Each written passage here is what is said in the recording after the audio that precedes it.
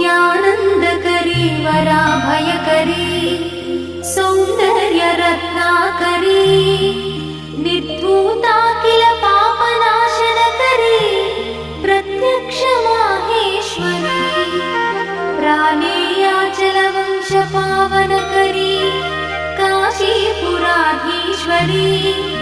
भिक्षां देहि कृपा